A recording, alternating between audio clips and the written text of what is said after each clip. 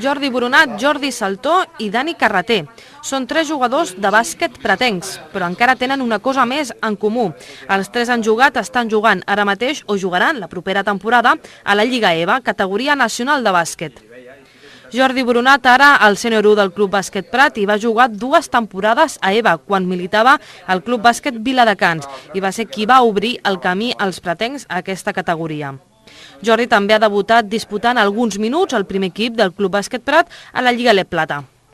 Vaig estar 2 temporades i molt bé, recordo les primeres vegades que surt a viatge, vas de jugar fora de Catalunya, que jo no estava acostumat, i trobes gent molt bona, com deia el Jordi i el Dani, hi ha gent veterana molt bona, que han jugat a ACB, que han jugat molts anys, et trobes americans, serbis, gent grandíssima, gent molt alta i amb molta qualitat, o qualitat ja. Em va agradar molt i tant de bo arribem a jugar un altre cop. D'altra banda, el jove Jordi Saltó, de 21 anys, porta 2 anys jugant en aquesta categoria nacional. A meitat de la temporada 2009-2010 es va estrenar i ho va fer a Menorca amb el Club Bàsquet Ciutadella. I aquesta campanya ho ha fet i amb molta presència al Club Bàsquet Castellbisbal. Jordi Saltó és el jugador de bàsquet pretenc actualment amb més projecció.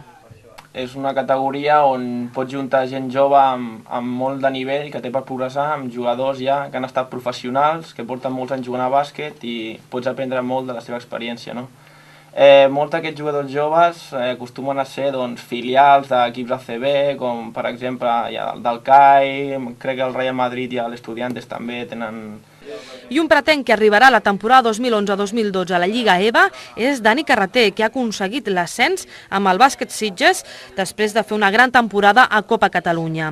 El pretenc afronta ara el repte d'estrenar-se en una categoria nacional.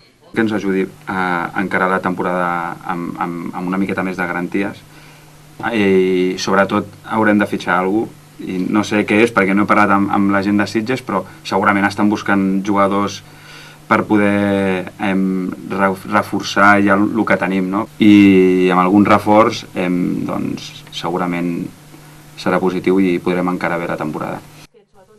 3 jugadors pretencs que amb equips de fora del Prat han arribat o ho faran a sentir l'experiència de jugar a bàsquet en categories nacionals.